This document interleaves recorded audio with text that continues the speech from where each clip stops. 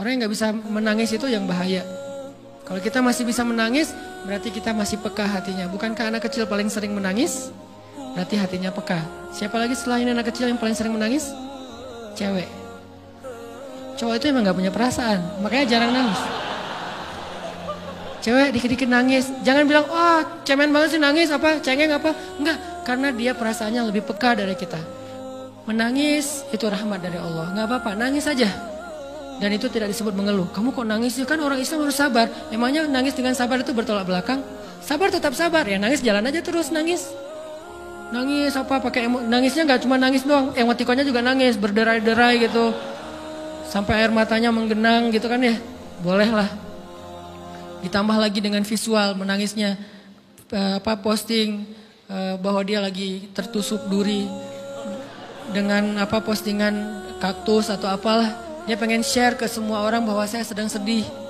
Sehingga nanti ketika ada orang yang menghibur dia dengan sedikit kata-kata yang sabar ya segala macam, wah makin berderai-derai.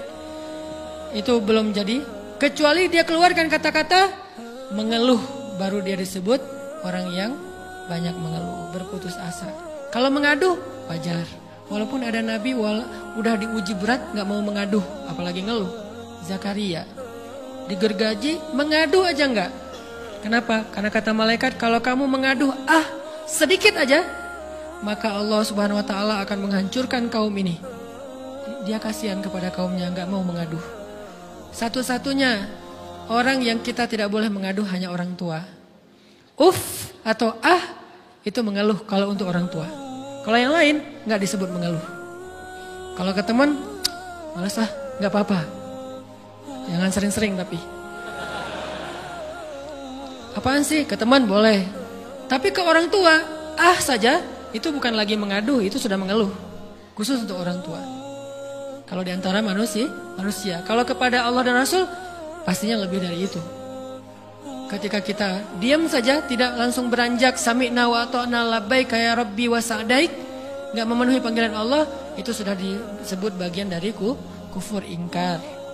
Tapi minimal kita mungkin masih mengaduh, kita masih menangis, kita masih lelah, kita masih merasa lemah. Setidaknya kita tidak mengeluh. Kenapa? Kita percaya Allah kalau mau ngasih hadiah kepada hambanya, DP-nya itu ujian. Dan yakinlah hadiahnya minimal 10 kali lipat lebih baik daripada ujian itu. Minimal, karena nggak ada amal soleh yang dibalas di bawah 10 kali lipat tuh nggak ada.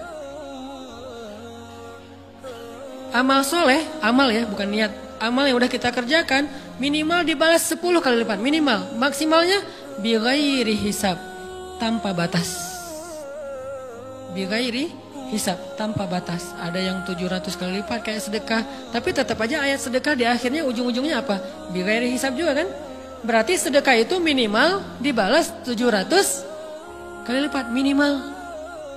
Kalau kita yakin